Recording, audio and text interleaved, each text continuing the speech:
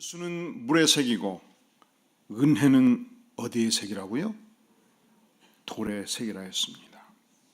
은혜란 하나님께서 나에게 기적을 베풀어 주신 일, 은혜지요. 은혜란 엄청나게 예상할 수 없는 하나님의 돌봄과 축복이 있을 때 은혜지요. 또 지인으로부터 크게 도움을 받는 일, 은혜입니다.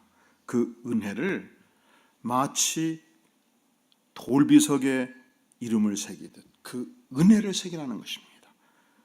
여러분, 돌에 새겨진 글씨는 500년, 1000년, 5000년을 갈 수 있습니다. 마음의 비석에 새겨두라는 거예요. 그런데 인간은 놀랍게도 망각의 동물입니다. 어찌 그렇게 은혜를 잘 까먹는지. 그렇지 않아요? 하여간 이게 문제예요. 그렇게 쉽게 까먹어요. 여러분, 우리가 그랬을 뿐만 아니라 예수님의 제자들이 그러하였습니다. 어린아이까지 2만 명이 굶주릴 때 우리 예수님께서 떡 5개, 물고기 2마리를 축사하셨습니다. 늙으셨습니다. 2만 명을 풍성하게 배불리 먹이시고 12광주리가 남았습니다.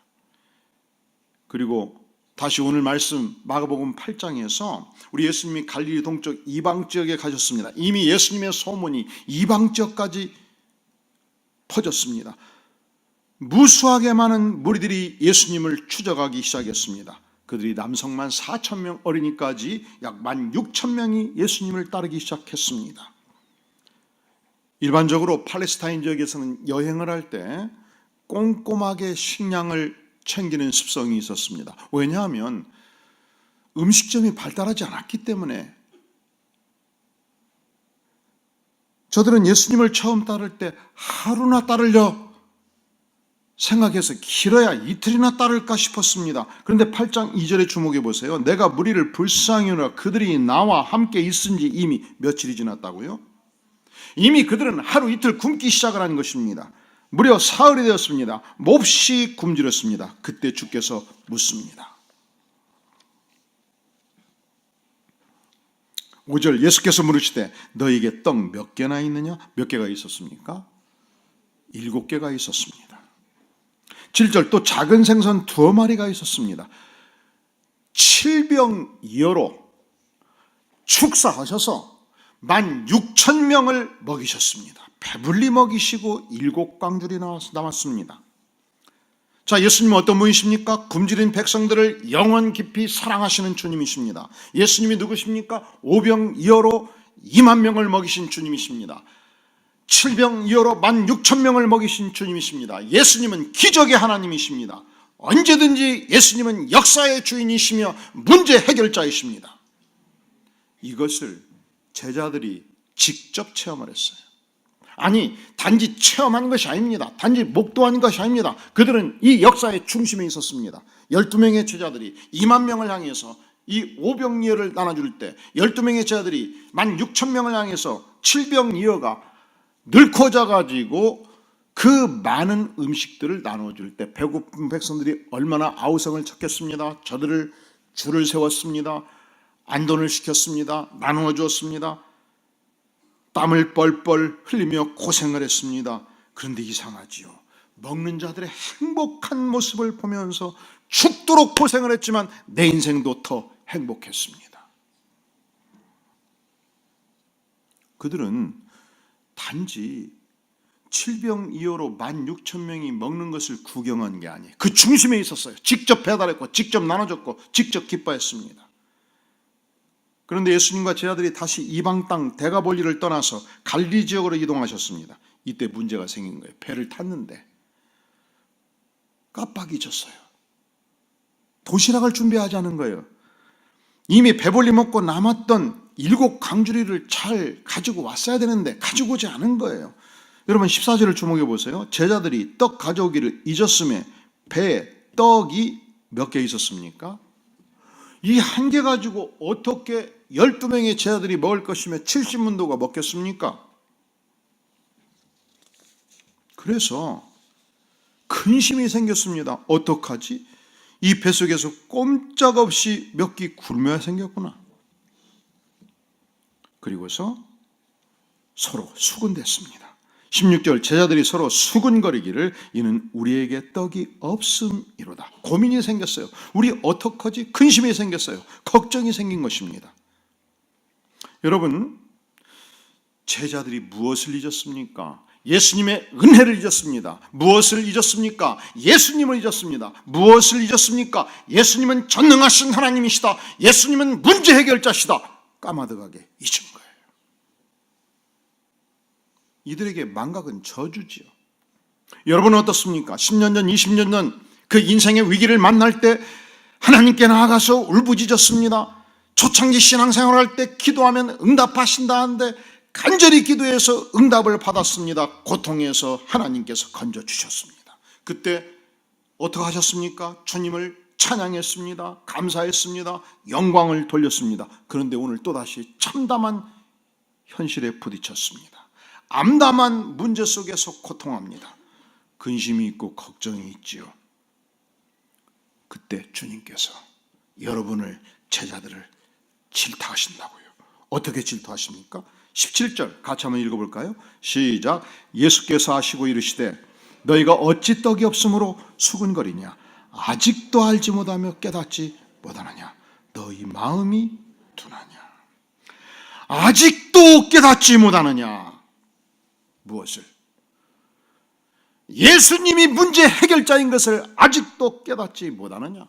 아직도 깨닫지 못하느냐? 내가 하나님이다. 아직도 깨닫지 못하느냐? 내가 기적의 예수 그리스도다. 아직도 깨닫지 못하느냐? 내가 전능자다. 너희가 그리 마음이 둔하냐? 너희가 머리가 돌이구나. 석두구나. 석두. 이게 누구의 말씀이라고요? 예수님의 말씀이에요. 제자들이 어찌 그리 쉽게 예수님의 은혜를, 예수님의 역사를 잊을 수 있을까? 그 이유를 주께서 말씀하십니다. 15절에 보면 예수께서 경고하셨습니다. 삼가 바리새인들의 누룩과 헤롯의 누룩을 주의하라. 여러분, 누룩이 뭡니까? 술과 빵을 발효시키는 것이죠. 큰 밀가루 반죽이 한 솥이 있었습니다. 거기에 한 스푼 누룩을 집어넣으면 하루가 지나고 이틀이 지나면 부풀어 오르기 시작합니다. 밀가루 반죽 전체를 향해서 화학적 반응을 가져오게 됩니다. 강력한 영향력을 갖습니다. 고린도전서 5장 6절은 말씀하기를 너희가 자랑하는 것이 옳지 아니하도다. 적은 누룩이 온 덩어리에 퍼지는 것을 알지 못하느냐. 그렇습니다. 누룩은 전체를 향해서 강력한 영향력을 갖는 것입니다. 왜 제자들이 예수님의 기적을 쉽게 잊었는가? 그 은혜를 쉽게 잊었는가? 왜 제자들의 신앙이 난쟁이 신앙인가? 그 신앙이 자라가지 못하는가? 바리새인들의 영향 때문이라는 거예요. 그러면 바리새인들이 뭐가 문제입니까? 누가복음 12장 1절은 말씀하기를 예수께서 먼저 제자들에게 말씀하여 가라사대 바리새인의 누룩 곧 외식을 주의하라. 뭘 주의하라고요? 외식을 주의하라.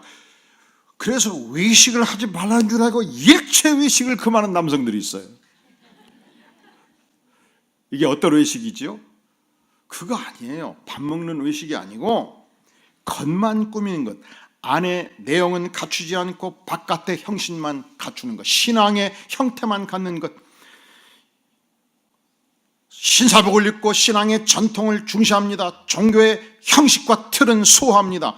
그들에게 결정적 오류가 있습니다. 내용이 없는 것입니다. 하나님을 깊이 경외하는 마음이 없습니다. 자기 죄에 대한 깊은 인식이 없습니다. 고통당하는 영혼을 향한 사랑이 없습니다. 마음이 텅텅 비어 있습니다. 아니, 텅 빈 마음속에 탐욕과 욕심과 분노와 미움과 시기와 질투로 가득 채웁니다. 그것을 주께서 회칠한 무덤이라 선포하였습니다. 우리는 문화적으로 회칠한 무덤의 개념을 갖고 있지 않아요. 우리는 보통 일반적으로 과거 역사 속에서 어르신들 장례를 치를 때 땅을 파고 시신을 묻고 분묘를 만들었지 않습니까? 유대인들은 그 지역이 석회암 지역이 많았습니다. 그래서 구릉지대가 많았고 그 구릉지대에 작은 동굴들이 많았습니다. 귀족들은 상당히 큰 동굴을 무덤으로 사용을 했습니다. 우리 예수님도 십자가의 피로 돌아가셨을 때 그 시신을 동굴 안에 안치했지요. 그런데 보통 길거리 가까운 데 많이 있었습니다. 문제는 그 동굴을 입구를 돌로 막는데 정확하게 구멍을 다 막을 수가 없어요. 뜨거운 여름철 시신을 안치했습니다. 열흘이 지나고 20날이 지납니다. 그 동굴 곁을 지나갈 때 그 작은 틈새로 엄청나게 부패한 냄새가 쏟아져 나와서 지나가는 사람마다 코를 막았습니다. 그때 주인이 와서 그 작은 틈새를 회사무리로 회반죽으로 메웠습니다. 그리함으로써 부패한 냄새가 외부의 길을 향해서 나가지 못하도록 한 것입니다. 바리새인들 너희들 마음의 속이 바로 회칠한 무덤이다, 부패한 인생이다, 주께서 선언하십니다. 냄새, 부패한 냄새가 가득한 인상이다, 너희는 죽은 뼈다귀와 같은 시신이다, 주께서 선포하십니다. 그 누룩을 조심하라는 거예요. 마태복음 23장 23절에서 말씀합니다. 화 있을진저 외식하는 서기관들과 바리새인들이여, 너희는 박하와 회항과 근처의 10의 1조는 들이되 율법에 더 중한 바 의와 인과 신을 버렸도다. 이것도 행하고 저것도 버리지 말아야 할지니라. 그렇습니다. 저들은 율법을 지키긴 지켰습니다. 사람들 앞에서 어느 정도 윤리적인 삶을 살기는 살았습니다. 그럼에도 불구하고 저희는 하나님의 의로운 영적 정신을 버렸습니다. 하나님의 인자하신 사랑을 버렸습니다. 하나님을 온전히 신뢰하는 깊은 신심을 버린 것입니다. 우리의 신앙생활에서 무엇이 중요합니까? 첫째로 구원받는 것이 중요합니다. 우리 예수님께서 하나님이셨습니다. 하나님의 아들이셨습니다. 하늘의 영광과 보좌를 버리시고 이 땅에 오셨습니다. 내가 져야 될 모든 인생의 죄짐을 대신 지시고 내 인생의 고통과 슬픔을 안고 십자가에서 피 흘려 죽기까지 하셨습니다. 사망 권세를 파하고 부활하셨습니다. 이 예수 그리스도를 믿는 자는 영생을 가졌느니 성경은 선언합니다. 이 구원이 나의 구원이라고요. 구원받은 인생이 되는 게 중요해요. 그래서 날마다 기회 있는 대로 이 구원의 복음을, 이 구원의 축복을, 구원의 영광을 우리는 이웃과 나누는 삶을 사는 것입니다. 두 번째, 우리가 구원받은 하나님의 백성이라면 신앙생활에서 무엇이 중요할까요? 내가 예수님의 인격을 깊이 담는 삶을 사는 것이 중요합니다. 내가 날마다 하나님 앞에서 나의 죄성을 고백하고 그 은혜 앞에 내 인생을 헌신하며 하나님을 온전히 경외하는 삶을 사는 것이 중요합니다. 하나님께서 기뻐하시는 삶을 사는 것이 중요합니다. 예수님의 발자취를 따라가는 삶을 사는 것입니다. 하나님께서 내게 주신 소중한 은사로 하나님의 위대한 사역을 온전히 전심으로 감당하는 것이 중요합니다. 지상에는 많은 기관들이 있습니다. 많은 조직체들이 있습니다. 많은 기업체들이 있습니다. 많은 NGO들이 있습니다. 많은 구제단체들이 있습니다. 하지만 지상에 그리스도의 몸은, 하나님의 몸은 딱 하나예요. 그게 뭡니까? 교회예요. 교회는 나를 위해서 십자가에 피 흘려 죽기까지 하신 나의 왕 대신 나의 주님의 몸이에요. 여러분, 우리가 교회에서 사역하는 것은 회사 생활하는 것 같을 수가 없어요. NGO의 활동과 같을 수가 없어요. 왜냐하면 이 교회는 그리스도의 온전한 몸이기 때문에 그렇습니다. 너무도 고귀한 사역입니다. 그래서 언젠가 제가 과거 교회에서 봉사할 때 고등부 선생님이 계셨습니다. 그분이 어느 날 갑자기 총무처 장관으로 임명이 딱 됐더라고요. 그 다음 주에 교회 갔더니 사표를 딱 내요, 고등부. 그래서 차관이 중요하냐? 교회학교 교사가 중요하냐? 청와대가 자꾸 부르니까 할 수가 없다는 거예요. 그래서 교사가 장관과 비교할 수 있냐? 그럴 수가 없도다. 이렇게 속으로 외쳤습니다.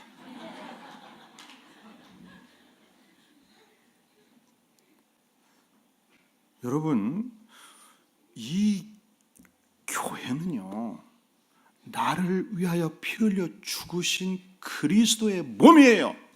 장관과 비교할 수가 없어요. 유엔 사무총장과 비교할 수 없어요. 소중한 그리스도의 몸된 교회를 섬기는 이 몸이에요.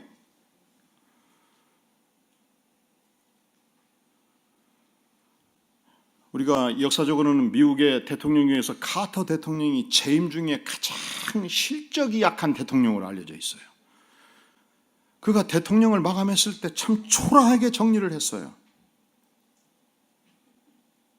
그런데 놀라운 사실은 그가 대통령으로 재임할 때나 대통령을 사임한 그 이후나 하나님을 경외하고 하나님을 사랑하는 마음은 변함이 없었어요.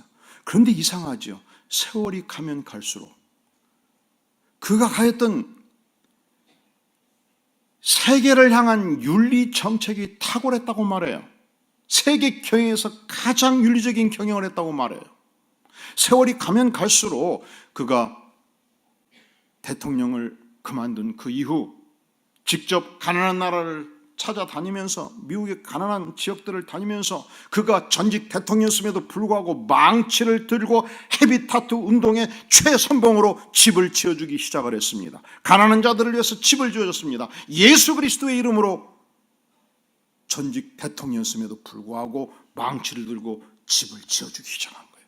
그를 따르는 수천 수만의 사람들이 함께 이 역사에 동참을 하기 시작을 했습니다. 그리고 오늘날 미국에서 가장 존경받는 전직 대통령이 되었습니다. 놀라운 일 아니에요? 섬김은 언제든지 지상 최대 축복입니다.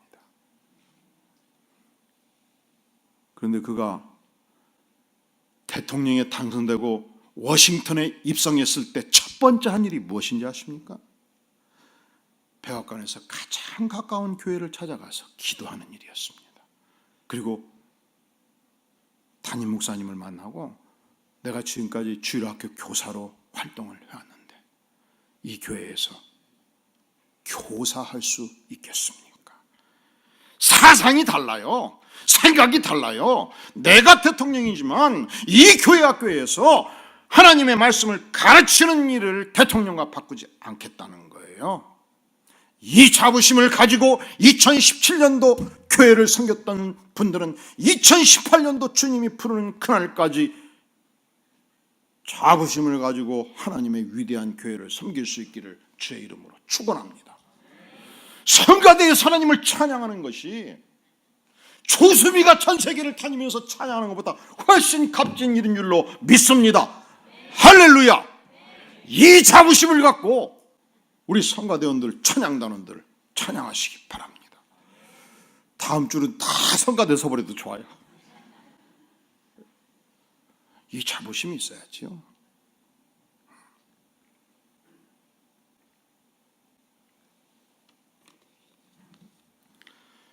우리가 어떻게 우리의 중심으로 주님, 제가 주님을 사랑합니다, 이 사랑을 표현할 수 있겠습니까?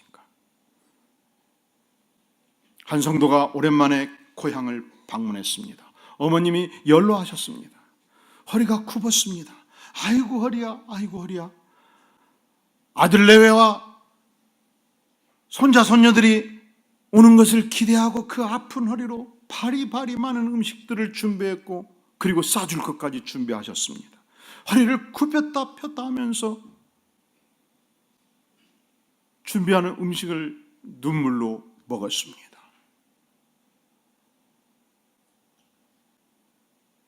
와이스 당추가 떨어졌는데 과거에는 척척 꼬맸던 어머니께서 이제 눈이 어두워져서 바늘길을 10번, 20번, 30번 시도를 해도 깨지 않는 모습을 보면서 우리 어머니가 세월을 더 이상 이기지 못하시는구나. 그리고 다음 명절이 되었을 때 열흘 전부터 아들과 며느리가 날마다 전화합니다. 어머니, 우리가 다 준비했거든요. 국도 준비했고 떡도 준비했고 음식도 다 준비했거든요. 그러니 어머니, 아무것도 준비하지 마세요. 저희가 다 준비해 갈 거예요.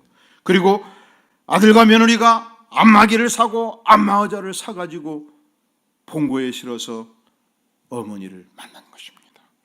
안마의자에 앉혀서 안마를 해드리고 따뜻하게 안방에 불을 넣어서 눕혀드리고 또 허리를 안마하기 시작했습니다. 이 정도면 효자지요? 아니에요? 이런 아들 있으면 참 좋겠지요? 할렐루야? 이 며느리된 입장에서는 시어머니를 잘 공양을 하면 남편은 처갓집에 충성을 해버려요. 할렐루야. 뭔 말인지 잘 모르겠죠? 여성들은 잘 모르겠죠?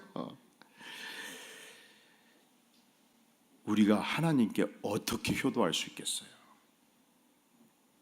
간단해요. 하나님의 위대한 교회를 받들어 섬기는 게 하나님께 드리는 최고의 효도인 것입니다. 우리 안디옥교회 성도님들은 2018년도 어떤 형편이든지 한 가지 이상의 사역을 이 교회에서 감당함으로 하나님께 효도하는 복된 백성 되기를 주의 이름으로 축원합니다. 교회에서는 사역이 뭐가 더 효과가 있고 효과가 적고 이 등급의 높낮이는 없습니다. 여러분, 사역은요, 이곳에서 설교하는 사역과 오늘 예배드리도록 돕기 위해서 죽게 진눈개비를 이기면서 주차를 안내하는 사역과 질적으로 온전히 동등 가치가 있어요. 이게 높고 낮은 부분이 아니에요. 천국 가면 똑같이 상급이 있어요. 그런데 모든 사역이 동등 가치가 있고 중요한데, 여러분, 내 아들이 소중하다면 이 교회에서 영유아부, 유치부, 유년부, 초등부, 중고등부, 청년부 이 교회 학교 사역이 아주 중요하지 않겠습니까? 우리끼리 너무 행복하게 신앙생활하고 다음 세대를 준비하지 않으면 50년 후 이 큰 건물이 다 비어버리지 않겠습니까? 그래서 다음 세대를 양육하는 교육이 아주 중요합니다. 올해 영유아부, 유치부, 유년부, 초등부, 중고등부, 청년부에서 수고한 선생님들, 여러분의 목장의 목원들과 함께 내년에 더 충성해서 하나님께 영광 돌릴 수 있기를 간절히 바랍니다. 영어로 teaching is learning이라는 단어가 있어요. 가르치면 잘 배워요.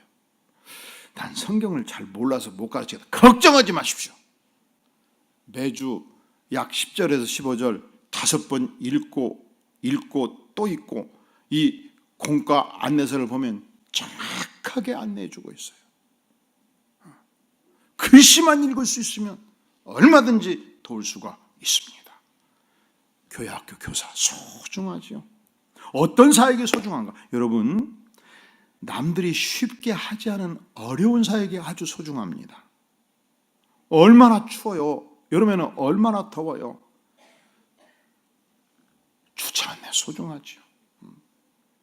오른쪽으로 오시죠. 왼쪽으로 가버리고, 왼쪽으로 가면 오른쪽으로 가버리고, 잠깐 서라가면 달려가버리고, 여기 들어오면 안 된다면 확 들어와버리고, 그리고 이렇게 들어가서 입구에서 딱 보고 한 번은 누가 열쇠를 주고 내려가 버렸어요.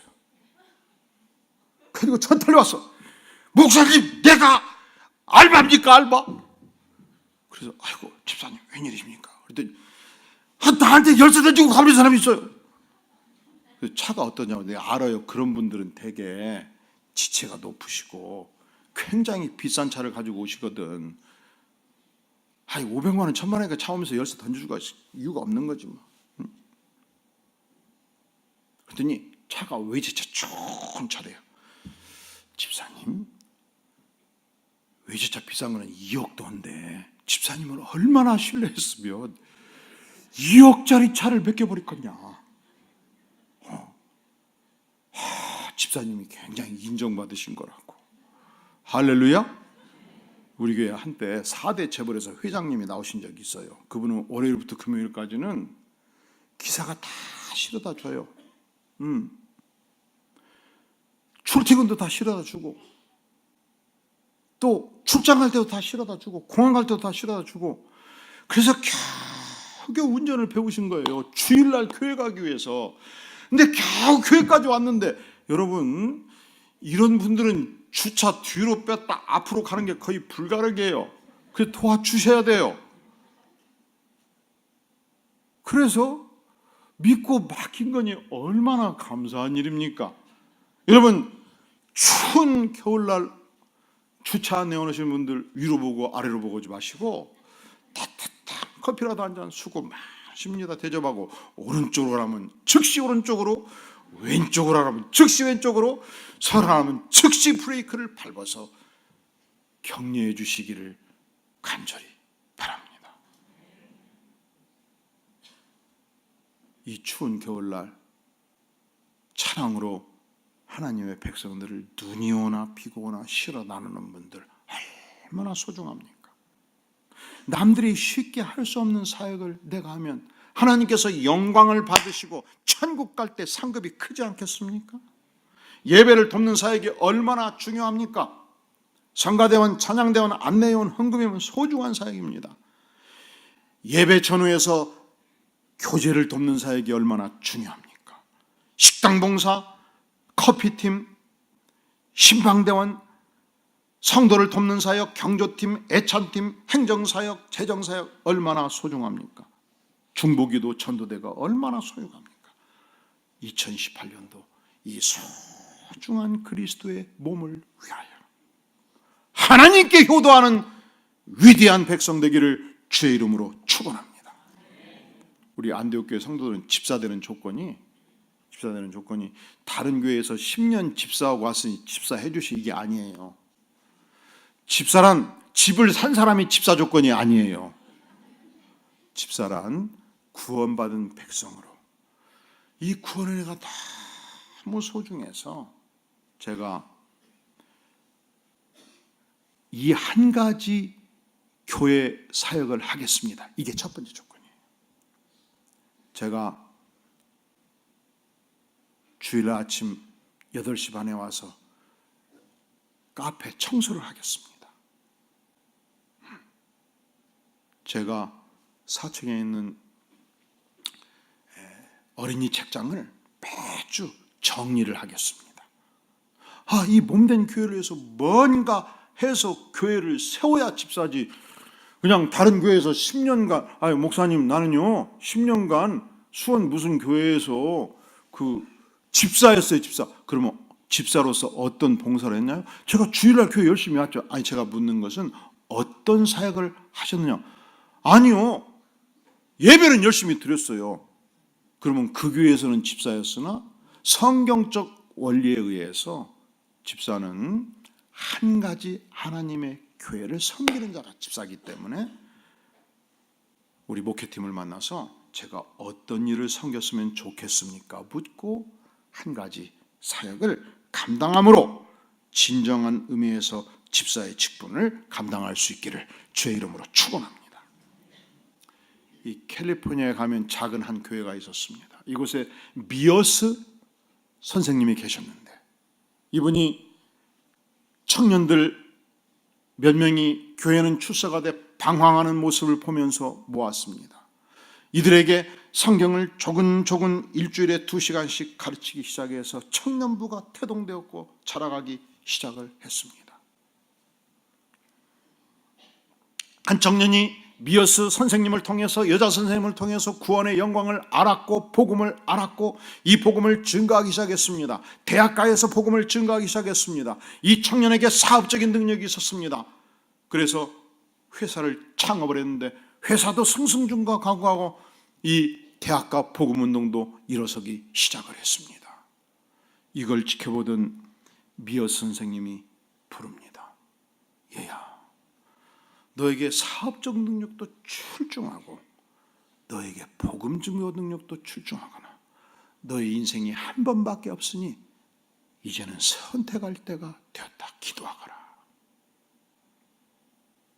그가 기도하기 시작했습니다. 하나님, 제가 어떤 인생을 살면 좋겠습니까? 그때 하나님부터 강력한 부르심을 받았습니다. 너는 전 세계 대학가를 향해서 복음을 증거하라.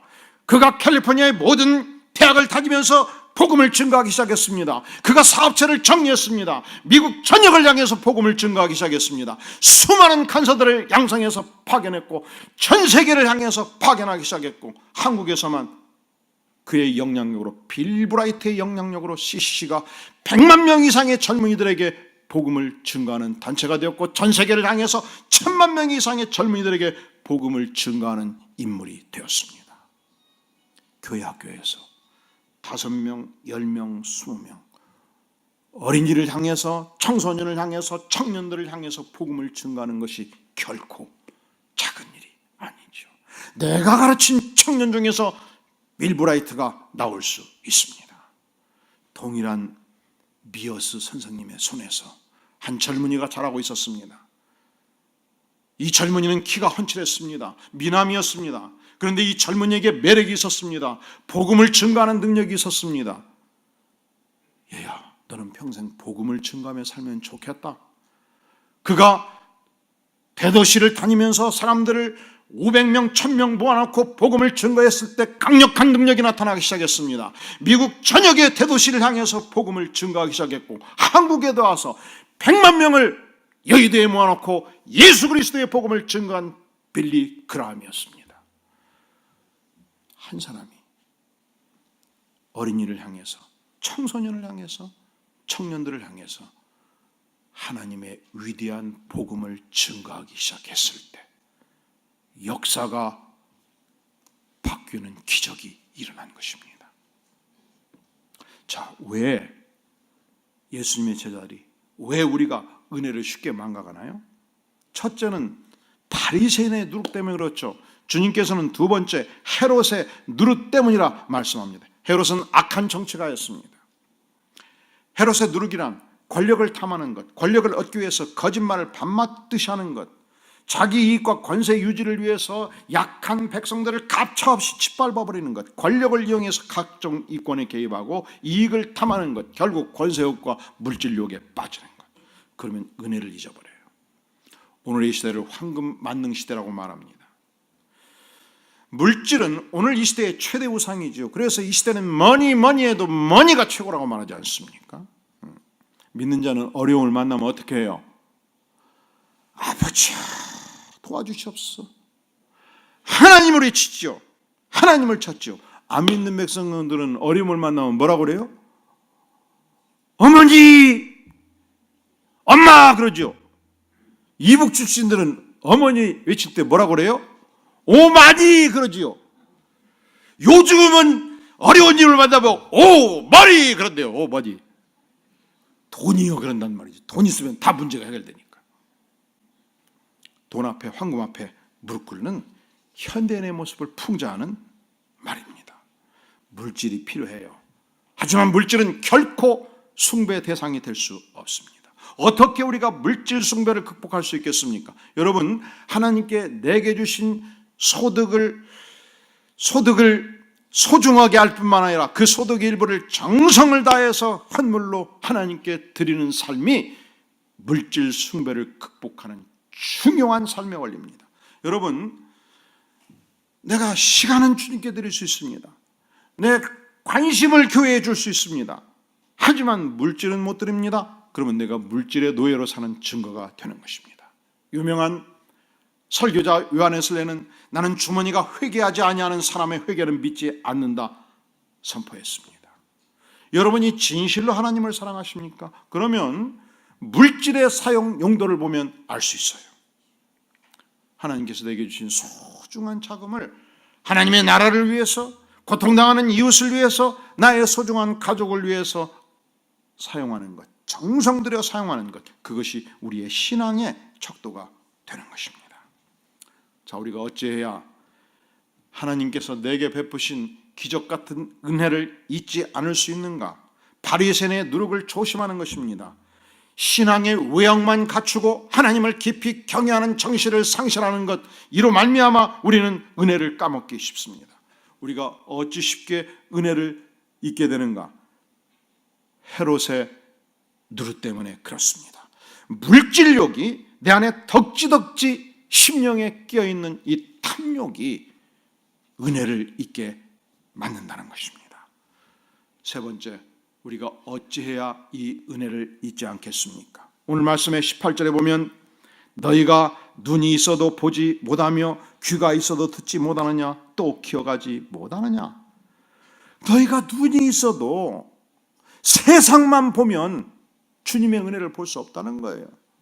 너희가 눈이 있으면 시선을 주님께 집중하라는 것입니다. 주님의 은혜에 집중하라는 것입니다. 너희가 귀가 있으면 주님의 음성에 집중하라는 것입니다. 왜냐하면 주님은 나의 산성이십니다. 주님은 나의 바위십니다. 주님은 나의 구원이십니다. 주님은 내 인생의 능력이요 희망이요 언제든지 해결자이십니다. 그런 거로 우리의 시선을 어디에 집중하라고요? 주님께. 아직도 제자들은 그 큰 은혜를 체험하고 떡 한 덩어리에 집중하고 있어요. 땅에 집중하고 있어요. 먹을 것을 염려하고 있어요. 주님은 우리의 시선을 주님께 고정할 것을 요청하십니다. 주님께 기도할 것을 요청하십니다. 주님께 기도할 수 있는데 왜 염려하는가? 오늘 또 우리를 질타하십니다. 기도하시겠습니다. 주님, 우리가 인생의 어떤 위기, 어려움을 만날 때 전능자 하나님의 아들 예수 그리스도 주님께 우리의 시선을 집중하기를 구합니다. 물질을 탐하지 아니하고 권세를 탐하지 아니하고 주님을 온전히 경외하며 나아가기를 원합니다. 언제든지 주께서 베풀으신 은혜를 기억하며 주님을 전심으로 섬기는 위대한 백성 되기를 구합니다. 주님, 성령으로 우리의 심령에 인쳐 주시옵소서. 예수님의 이름으로 간절히 기도하옵나이다. 아멘.